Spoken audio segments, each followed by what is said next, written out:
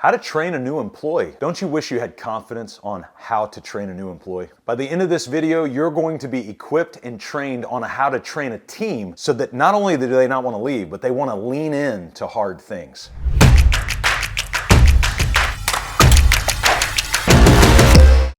Don't you wish you could just wave a magic wand and all of a sudden all these new employees would be fully baked into your process day one? You spend all this time and money trying to find the perfect hire. Don't blow it by sending them on this 30-day scavenger hunt trying to figure out what to do now. So there's three things from a mindset standpoint, and then we're going to dive into some details that I think are going to be super helpful and powerful for you on how to train a new employee. And it's what we call the RPMs of great leadership, but I got to tell you a story of how we actually uncovered these things.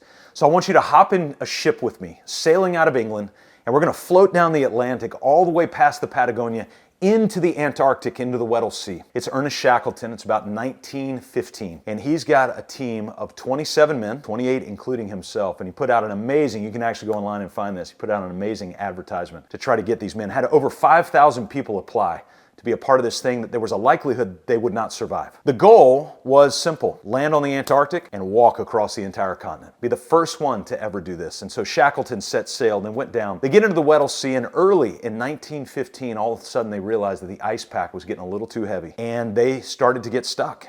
And in that ice pack, they were stuck for months in 1915 until November.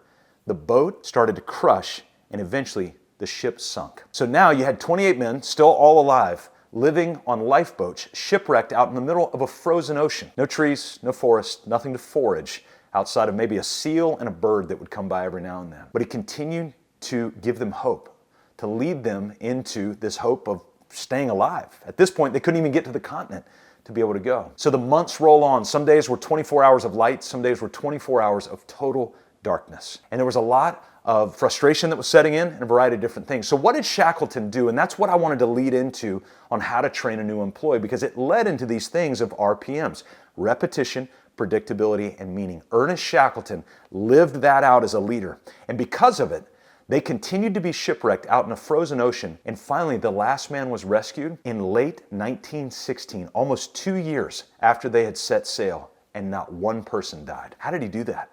Was the RPMs of great leadership. So he practiced repetition, predictability, and meaning. Ernest Shackleton actually had a daily schedule that he built, and he would have them wake up at the same time every morning, breakfast at the same time. He would have them do chores throughout the day. Sometimes the chores were just digging holes and filling them back up again. There just wasn't a lot to do at night. They would sit and have dinner at the same time. They would have sing-alongs and play cards and read together. And what he was doing is he was creating leadership of repetition, predictability, and meaning. So how do we flesh this out in real time to really train a new employee? One of the best tools you can use to train a new employee is actually a job role. I know, don't turn the video off yet. The reality is you could look at me and roll your eyes and go, well, yeah. But if I came into your business right now and I said, hey, give me the written job role for everybody that's here, would you be able to do it? And by the way, when's the last time you looked at it? Is it clear? Are they clear? Because the number one thing that a team member wants more than anything else is not more money, is not more time off. They want clarity.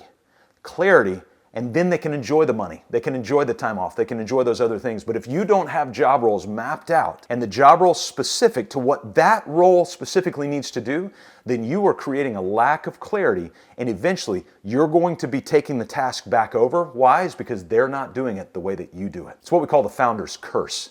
And so we don't want you to live under that curse that says, well, I'll just do it myself because they can't do it like I do it. Well, a lot of times the reason they can't do it like you do it is because you have not mapped out what they need to do in the course of a job role. And number two, you've not trained them on how to do it. Well, I told them one time. No. Remember what Shackleton taught us: repetition, predictability, meaning. I had a manager one time at Pfizer who used to always tell me this: repetition is the mother of all learning. Repetition is the mother of all learning. You get where I'm going with this? He would always say it 3 times. That was about 24 years ago, and I still remember it today. So in that job role, not only is it clear, do they understand the tasks that go along with it, but have you trained on it, and do you review it with repetition, predictability, and meaning? One other thought about that job role to make it easier for you: every single business, regardless of what you're selling, has 4 core systems in it: marketing, sales, operations, administration. So regardless of the role, you say, well, it's a job role for an accounting person, so it's all administration accounting. No, they have some marketing responsibilities. They have some sales responsibilities. They cross over with operational and communications and that sort of thing. So a lot of times it's really good to take your job role and break it down in those 4 core systems, marketing, sales, ops, admin, and think through what responsibility does this person have that crosses over with marketing or with sales or with admin. It allows you to get a full scope of a role when you're talking and giving clarity to your team around that issue. So it's a little hack for you to build a great, clear job role. Another radical piece of repetition, predictability, and meaning that you can bring is once you have that job role, you can actually turn that same job role into a scorecard or a check sheet. Now, when you think about scorecard, I don't want you to think as much about a scoreboard, wins, losses, that sort of thing. I want you to think about a musical score. Think about a musical score sheet. So you've got a conductor, and they're looking at all these scores that are on that one sheet of paper. And you've got a violin, you've got a cello, you've got a flute, you've got drums, percussion, all of these other instruments that are there. And that one score sheet is ensuring that the symphony is following in line with rhythmic repetition, predictability, and meaning, that feeling, that emotion that you get through the music. And so what a scorecard can do is think of it like a musical scorecard. So we take the job role and we break it down into daily, weekly, monthly, quarterly, semi-annually, and then annually. Now there's a little hack I want to give you. At the time that I'm recording this right now, you can use AI. You can literally pull your job role in and just go, hey, AI, make me a daily, weekly, be specific, monthly, quarterly, semi-annually, and annual task step-by-step checklist. And amazingly, it'll pump something out for you. Once you bring that to your new employee, now you've got training. So not only when they're onboarding, they know exactly what to do and exactly what to follow, but also in their ongoing training. And as you give them new tasks, this is so important. As you give them new tasks, you just go, hey, team member, I want you to take that new task I just gave you and put it on your scorecard. So we've got repetition, predictability, and meaning, and go ahead and put it on your job role. Let them put that on there so that they understand the clarity of what you're asking them to do. So the first thing I talked about was what to do. That's the job role. The second thing is when do we do that job role? That gets into that daily, weekly, monthly scorecard that I was talking about. There's an ancillary tool that you can use as well, and it's called the anchor. And again, that's not a boat anchor, but it's an anchor at the top of a climbing mountain that all the ropes come off of. And so think about all the ingredients that you want to put into making sure that this job role gets trained in 52 weeks a year. And so you take the core elements of that job role and just map it out over those 52 weeks and ensure each element on that job role gets trained across 52 weeks. It's interesting, in our business, our coaches actually go through about 80 to 100 hours of training a year. So you're like, oh my gosh. Like, how many weeks away do they have to go? Not many, actually, because every week on Monday at 4 o'clock, they have a coaches meeting. That's 50 weeks a year that they get trained just on those elements in one place. So you can actually embed training into your weekly rhythm to make it repetitive, predictable, and meaningful. And so that job role, that's what to do, leads us in, hey, when do we do this? The scorecard tells you when, and the anchor helps to train that over time. Third question we have to ask when training a new employee is, how do we do it? So we've got what to do, when to do it, but how do we actually do that thing? Where is that SOP, standard operating procedure, or the process that's been documented? We've got a great tool. It's called the MPR, or the Master Process Roadmap. And just like I was saying earlier, every business falls into those 4 core systems: marketing, sales, operations, and administration, or accounting. We lay those out on a spreadsheet, and then underneath, we just start to map out all the processes that are there. Let's go through an example. So administration or an accounting.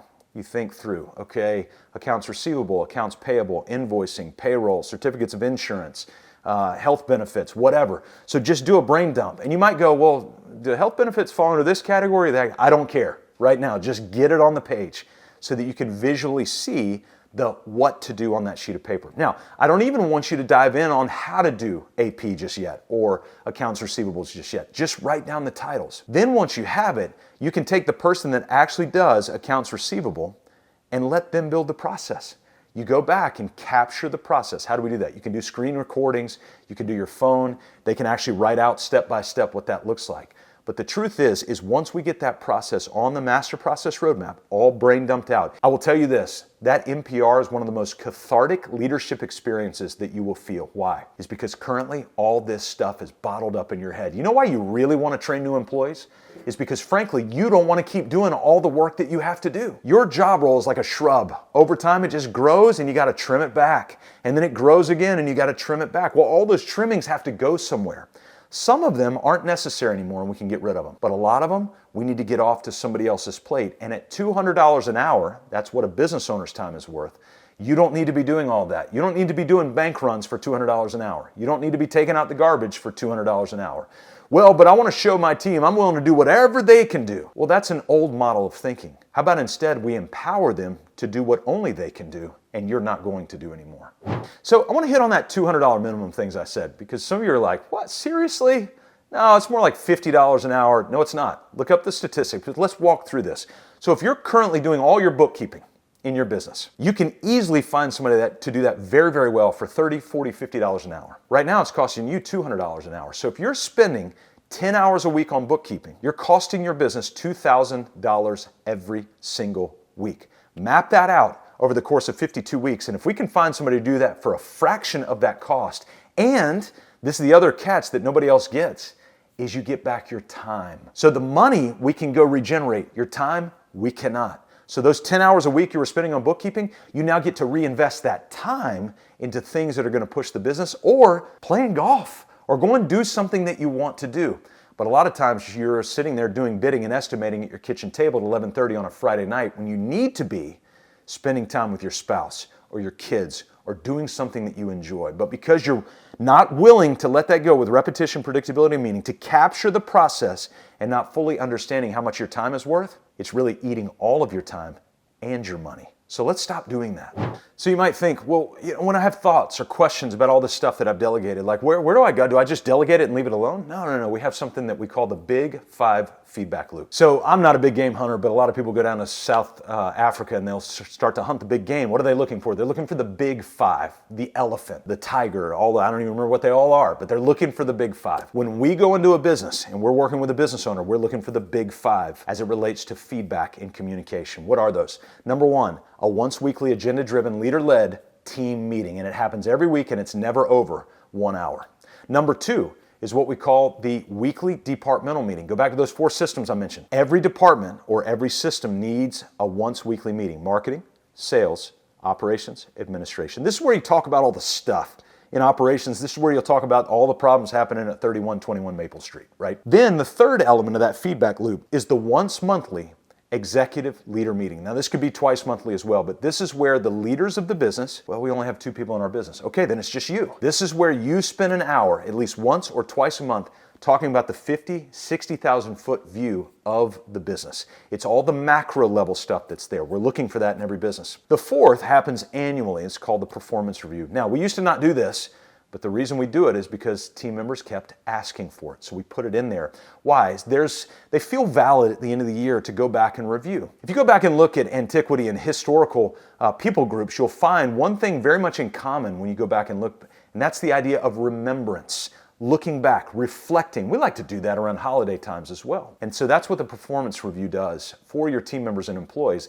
It allows you and shows them meaning by reflecting and looking back on their performance. And then the fifth is really interesting. It's what we call the one-on-one check-in. This has actually been very well researched and very well documented, is the power of it. At least once a month, preferably twice a month, every single employee has a 15-minute check-in with their direct report. It's a sit-down. It's their opportunity to feedback. And we just ask a few questions. Number one, give me a big win from the last couple of weeks. Number two, what are you seeing and thinking right now? Super broad. Number three, what blind spots do we have or the blind spots that I have? It's a pretty vulnerable question. Number four, what do you need from me right now? And you could say, well, I ask that all the time. Yeah, you ask it in passing. Hey, what do you need from me?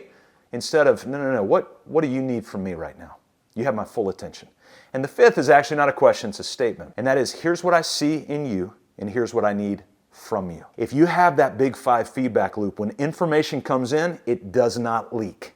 And so when we're starting to train a new employee, this is where you can start to feed them back on all the information that they need. I know you want to take action. You're listening to this stuff, your mind's spinning around it, and we've provided an amazing tool that has been based on over a decade of experience. We worked with over 500 clients, between 3 and 100 employees. And so this is our perfect ideal setting to be able to hire and train new employees. You want to be empowered to do that. We've got a tool for you to be able to do that. So what we've done is we've built an amazing tool called the new Employee Onboarding Handbook. And what this is going to allow you to do is not only get that pre-hire setting ready, but also walk you through onboarding training and ongoing training. Some of those tools I talked about, we're going to embed that into that handbook so you can walk step by step step to make sure that you have confidence to hire and train a new employee. Listen, we want to give you that confidence. We've given hundreds of other business owners that confidence just like you. You can trust us based on all the experience that we have. Right now, our team currently coaches about 50 to 60 hours every week with business owners just like you. So we get all that information and we put it in here so that you can take action. What you need to do is just click on this link, go in there, put your email address, and that onboarding handbook will be delivered to you immediately so you can get started right away to find that liberation from chaos so that you can make time for the things that matter most. Click on the link, go ahead and put your email in, and this resource is totally free. It's gonna come straight to you right away so you can get started not only liberating yourself from chaos, but also keeping chaos at bay for these new employees so that they can lean in and make time for the things that matter most. My name's Scott Beebe. We work with business owners just like you between 3 and 100 employees to do one thing and do it really well. That's to liberate you from chaos to make time for the things that matter most.